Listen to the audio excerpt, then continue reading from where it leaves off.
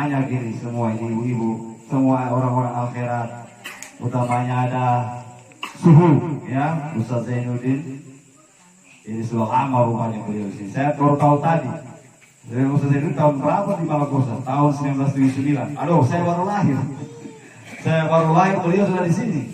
Masya Allah. Semua saya apik itu di tangannya beliau. Besarnya sama itu. Kecuali yang dua perempuan itu. Bapak-bapak, ibu-ibu kaum muslimin dan muslimat yang dirahmati Allah. Padahal tadi di kesempatan ini tadi juga ada acara di Jono Kalora. Jono Kalora atas. Jadi orang Parigi singkat Jakarta. Jono Kalora atas.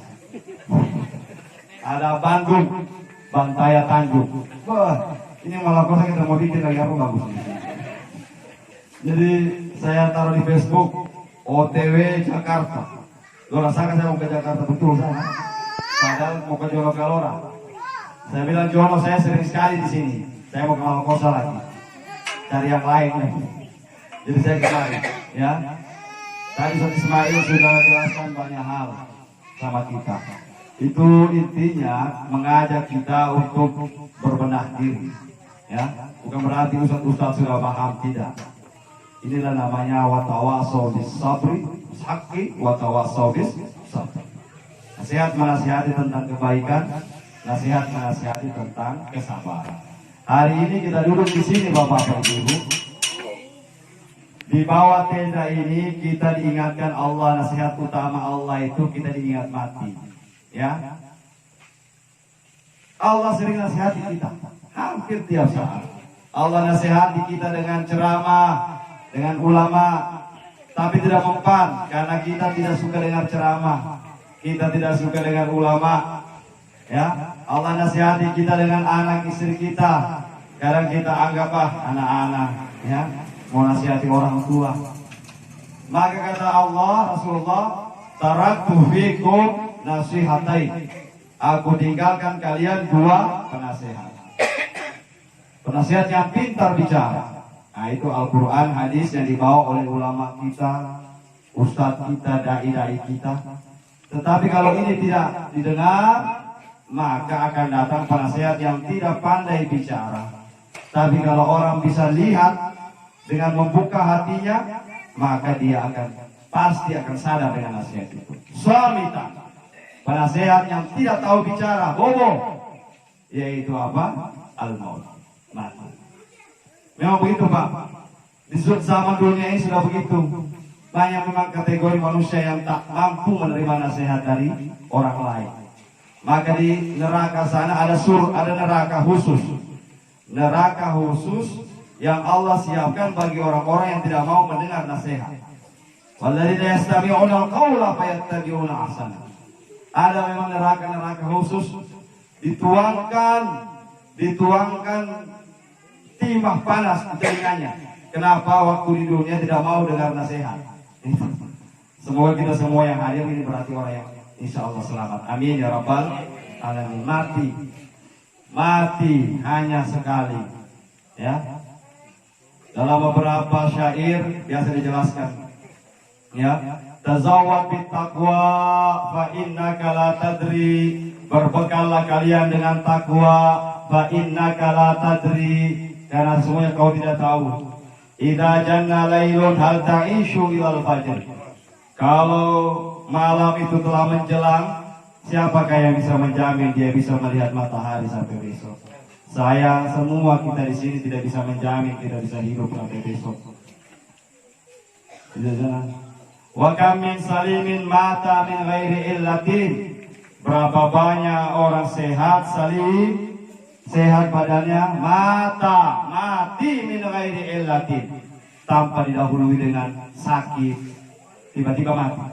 Banyak kita dapat. Sehat, sore masih kita lihat, maghrib masih pergi sholat, tengah malam diampal sakit perut, berangkat tidak dapat sunnah. Mata min ghairi illatin. Wa kam min saqimin asyahinu minad dahri. Berapa banyak orang yang sakit, orang yang sudah terbaring di rumah sakit, dari Anu Taloko, Parigi dirujuk ke Antapura. di Palu, dari Anutapura, Anuta di sana di Makassar. Tidak sanggup Makassar, bagi ke sana. Jakarta, Bandung, tidak sanggup Indonesia pergi ke sekarang yang banyak orang di Penang, Malaysia. Ya, pulang-pulang ke Malakosa, tidak mati-mati. Padahal sudah parah. Ini memang mati. Kalau bahasa Malakosa itu mati. Mati itu death, the mysterious problem. Misteri itu bahasanya orang di Parigi itu ya. The mysterious problem. Bapak-bapak, ibu-ibu, kaum muslimin dan muslimat yang dirahmati Allah. Kami salim mata, wa kami sagimin asyahina minad dahri. Ya. Kemudian wa kami fata yumsi wa yusbihu lahiyan. Berapa banyak anak muda fata, anak-anak muda, generasi muda yumsi wa yusbihu lahiyan, dia berjalan, dia bermain, dia santai-santai, dia rasa dirinya masih muda. Makanya di mana acara takziah jarang sekali anak muda. Seolah-olah sudah ada tulisan di sini takziah 40 tahun ke atas. Orang sangka orang tidak mau mati, so. Anak muda ini harus sering-sering juga ke takziah karena mati tidak pakai umur. Kalau mati pakai umur boleh. Ini mati tidak pakai umur. Sementara enak-enak 17 tahun, sweet 17, 17 tahun tiba-tiba berangkat. Kan begitu Bapak Ibu. Mati ini ibarat, di mana-mana saya sampaikan, ibarat musim-musim juga. Ini berapa malam ini tidak habis-habis orang Ismail. Di Pelawa itu pernah ada 5 waktu subuh orang meninggal. Orang isi 3 takziah ya. Malam ini, besok malam. Tore ini aja, tore macam kerupuk. Ini sesuai dengan dalil hadis. Min imaratis saati, daripada tanda-tanda akhir zaman itu kasratul mautul fajr, banyaknya orang mati tiba-tiba. Itu tanda-tanda akhir zaman. Dan kedokteran, ilmu kedokteran sampai sekarang susah. Mereka itu mau cari apa sebenarnya virus sampai orang cepat sekali mati. Ya, tidak bisa sedikit langsung berangkat, tidak bisa sedikit berangkat. Sepertinya tidak ada lagi obat yang mempan sekarang ini. Ya, betul sudah Ustaz Ismail sampaikan tadi. Hati-hati kita sekarang ini. Bukan juga virus, ini sudah alamatnya. Tak kancing sedikit berangkat. Saya punya teman pernah saya bawa kemarin, Ustaz Marjan, ya, yang pendek-pendek dari Gorontalo. Itu malam Selasa, saya kalau sama mobil itu pergi ceramah di Pagi. Malamnya Selasa itu kita berceramah, setelah ceramah singgah lagi bawa obat. Ada orang yang sakit, ini tadi rupiah, berpikir. Besok pagi saya mau ke kantor, ditelepon, istrinya telepon, ke rumah dulu, Ustaz Marjan Muntadar. Masya Allah, tadi malam baru 1:30 kalau buku pisah, pagi Muntadar sudah. Hari Jumat meninggal dunia, tore sekali aja. Jadi bapak-bapak ibu, maka marilah bersama-sama tadi sudah sampaikan. Intinya, A'udzu billahi minasyaitonir rajim. Bismillahirrahmanirrahim. Tabarakalladzi biyadihil mulku wa huwa ala kulli syai'in qadir. Maha suci Allah, alladzi tabarakalladzi biyadihil mulk. Di tangan Allah lah kerajaan, di tanganlah Allah kekuasaan. Biyadihil mulku wa huwa ala kulli syai'in qadir. Dan Allah itu maha bisa berkehendak apa saja. Alladzi khalaqal mauta wal hayata liyabluwakum ayyukum ahsanu amala. Alladzi, dia yang, alladzi ismul isyarah menunjukkan. Alladzi khalaqal mauta wal hayata, dialah Allah yang menjadikan mati dan hidup. Berarti mati juga hidup itu makhluk, sama dengan kita. Kenapa kita takut dengan mati? Padahal dia juga makhluk ciptaan Allah juga. Buktinya tadi alladzi khalaqal mauta wal hayat. Kita cuma dikasih takut dengan itu mati. Padahal dia ciptaan juga. Sama-sama ciptaan Allah. Alladzi khalaqal mauta wal hayata liyabluwakum ayyukum ahsanu amala. Ini yang jadi pembahasan kita. Dan sudah berapa malam di takziah ini dijelaskan. Ahsanun, hasanun, baik, pakai ismu tabdil ditambah alif di depan jadi ahsan. sama dengan kabir, jadi akbar. Ya, di sini disebut ahsan. Bukan di situ liyabluwakum ayyukum aktaru amala. Allah tidak disebut dalam Al-Quran hidup dan mati ini untuk menguji siapa yang paling banyak amalnya. Bukan itu. Tetapi yang Allah sebut liyabluwakum ayyukum ahsanu amala, menguji siapa yang paling baik amalnya. Jadi dunia ini bukan baku lebih banyak amal, bukan baku perbanyak amal, tapi perbaiki amal kita. Itu. Kalau mau banyak amal, kita mau beramal terus, tetapi tidak ada kualitasnya.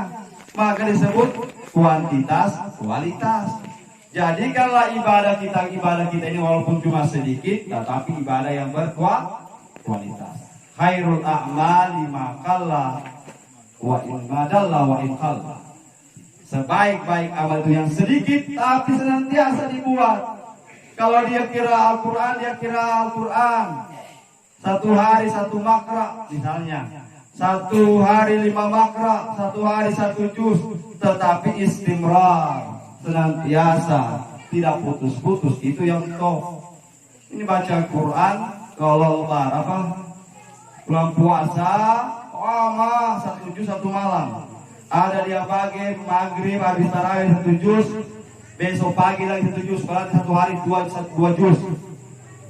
Habis puasa Ramadan 2 kali juz, 2 kali hatam.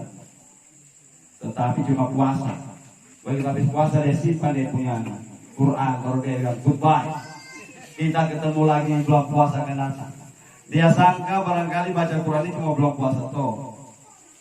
Tidak, Pak. Maka di sini liyabluwakum ayyukum ahsanu amala, yang paling bagus amal. Baik. Contohnya salat, Allah minta 5 waktu sehari semalam 17 rakaat.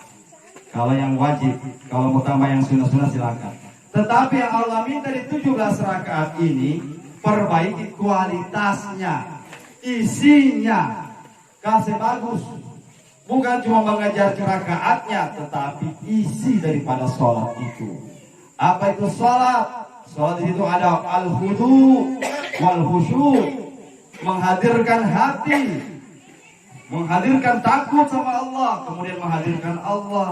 Itulah inti daripada sholat. Karena sholat itu, kalau cara syariat, as-sholatu hiya, sholat itu ialah aqwalun, ada ucapannya, wa af'alun, ada perbuatannya, mufattatahatun bitakbir, yang diawali dengan takbir, wa muhtatamatun bitaslim, diakhiri dengan salam. Kemudian secara syar'i salat itu lughatan wa syar'an, salat itu doa. Tidak ada sesuatu yang melebihi doa. Maka inti dari salat itu adalah permohonan kita. Posisi berdiri, posisi ruku, posisi sujud, itu semua melambangkan permohonan kita kepada Allah Subhanahu wa taala. Apalagi yang kita mau tidak minta sama Allah, semua kita minta. Ya. Semua kita minta karena Allah marah kalau kita meminta kepada selain Allah.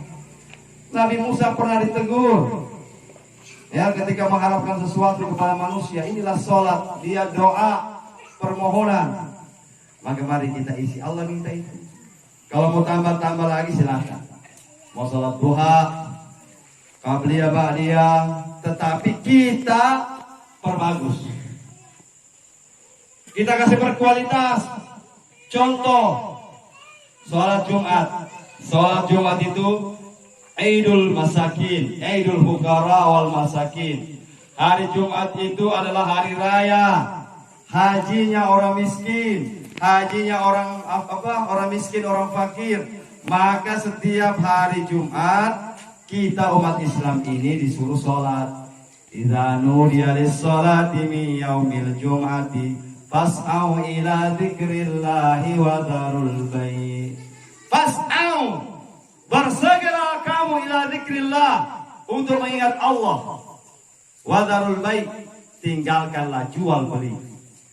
Kenapa tinggalkan jual beli? Kenapa bukan di situ tinggalkan pertanian, tinggalkan laut, tinggalkan kantor, tapi disebut fas'au ila dzikrillah wa dzarul bai', tinggalkan jual beli. Karena jual beli ini adalah pekerjaan yang paling mengasyikkan. Pekerjaan yang bikin lalai banyak ini orang di pasar. Ini sudah azan tapi ini hama doi masuk kemari. Orang-orang bilang, berapa ini harganya, saya mau beli. Ini sudah azan. Sedangkan jual beli disuruh tinggalkan. Bagaimana sawah, bagaimana laut. Maka orang-orang tua dulu, Pak, betul luar biasa. Orang-orang tua kita dulu tidak banyak orang hafal dalil, tidak banyak hafal Quran, tidak banyak hadis, tapi orang punya praktek kehidupan mereka itu betul-betul luar biasa. Hari Jumat tidak mau pergi melaut. Hari Jumat ini mereka agungkan sekali. Hari Jumat, sebelum Jumat, nanti pulang Jumat orang pergi kebun. Bagaimana orang-orang dulu, Pak? Mereka pada hari itu mereka punya ilmu syariat sedikit saja, tapi istimrar, mereka betul-betul istiqamah itu. Tidak mau apa-apa hari Jumat. Kita tidak. Karena zaman semakin canggih, hari Jumat itu sama dengan hari biasa saja kasihan. Padahal kata Nabi SAW, ini yang saya bilang kasih berkualitas. Kata Nabi, man taghassala yaumal jum'ati, barang siapa yang mandi hari Jumat. Jadi bukan cuma yang pergi baju Jumat, mandi. Sekarang orang pahami yang pergi baju Jumat saja. Atau dia bilang, kecuali kita tadi malam habis suami istri baru mandi. Biar tidak berhubungan tadi malam, biar perempuan, wanita haid semuanya harus mandi itu hari Jumat. Ibu-ibu cuma di rumah mandi hari Jumat. Karena itu sunnahnya, bukan cuma orang yang pergi sholat yang mandi. Semua anak-anak kumpul mandi ini hari Jumat. Kita dapat pahala mandi Jumat. Nawaitul ghusla sunnatal Jum'ah. Kita niat mandi sunnah Jum'ah lillahi ta'ala. Walaupun tidak sholat. Man taghassala yaumal jum'ah, barang siapa yang mandi hari Jumat, kemudian dia datang di masjid fi shaffil awal, kloter pertama. Kalau ibadat haji, kloter pertama jam 10. Jam 10 dia sudah satu di masjid, belum ada orang, dia sudah sapu-sapu situ. Maka orang itu kata Rasul seolah-olah dia berkurban seekor unta. Tidak akan pernah kita bisa berkurban unta. Satu mahal, kedua tidak ada yang di Indonesia. Kalau berkurban unta hari Jumat jam 10 biji. Kedua kata Nabi dalam shift yang kedua. Shift kedua itu setengah 11. Setengah 11 biji Jumat, maka kata Nabi dia bagaikan menyembeli bakar seekor sapi. Sudah tak turun tadi unta. Ini sudah tak turun jadi sapi. Yang ketiga jam 11. Nah ini rata-rata orang. Pakaan nama, maka dia seolah-olah berkorban seekor ganam, seekor kambing. Rata-rata kita ini hari Jumat dapat kambing semua. Jam 11 ini. Ada juga yang datang Rabi'ah. Posisi keempat kata Rasul, dia seolah-olah berkorban dajajah. Ayam tinggal sekecil ini. Mulai dari unta, sapi, kambing, tinggal ayam. Setengah 12 baru pergi, baru ke masjid. Ada juga kata Nabi yang kelima. Yang kelima ini pas Allahu Akbar, Allahu Akbar, baru masuk ke masjid. Padahal tadi dia itu ada di luar masjid, merokok, di luar di teras, kongkong. Kenapa dia dari tadi masuk?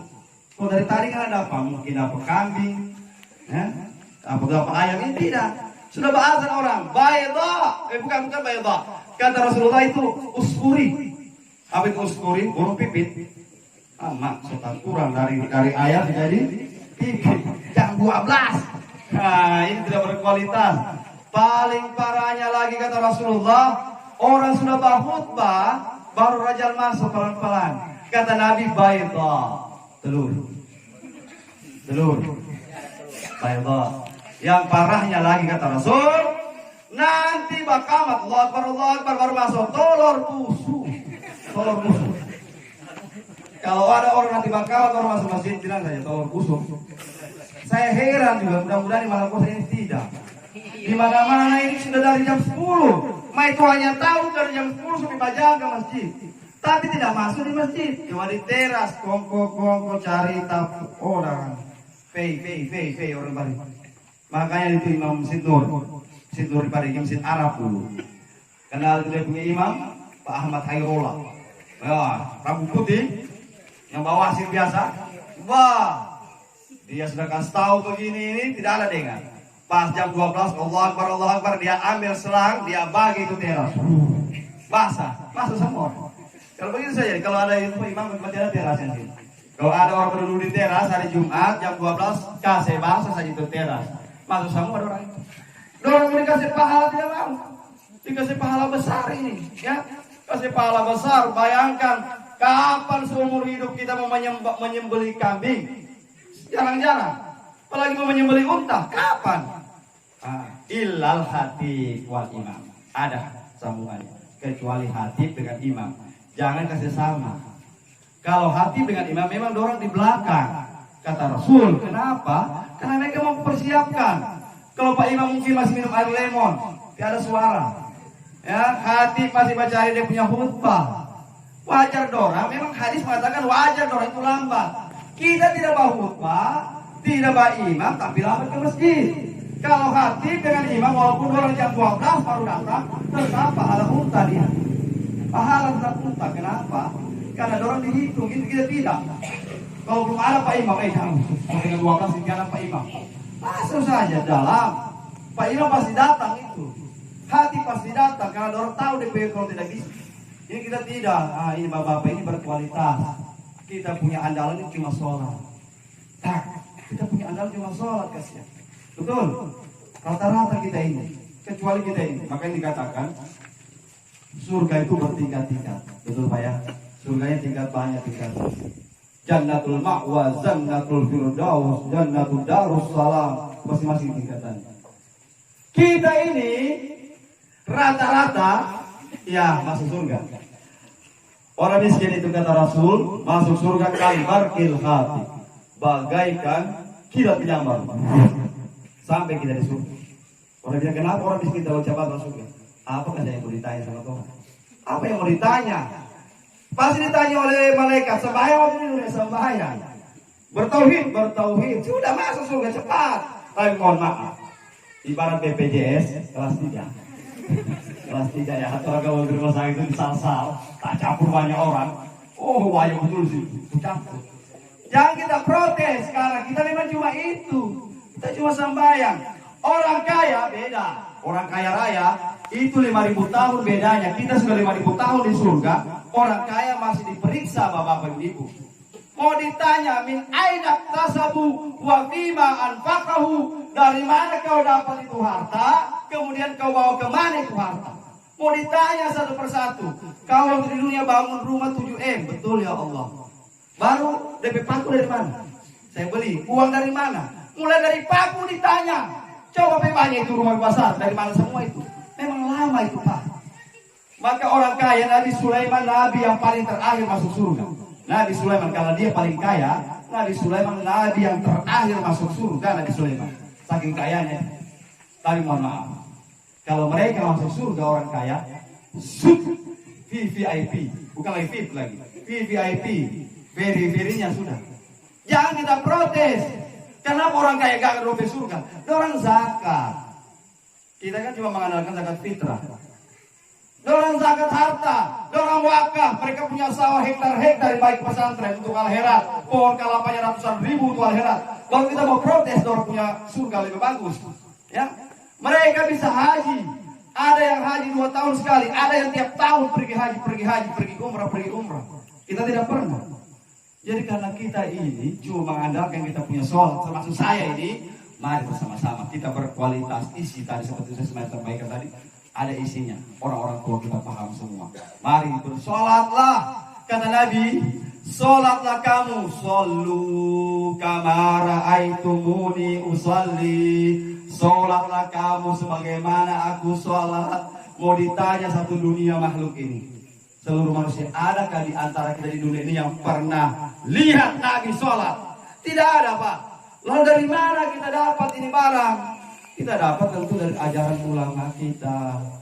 Maka carilah namanya ilmu yang bersana.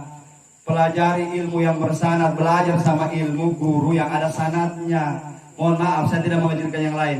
Kita di akhirat ini bersana.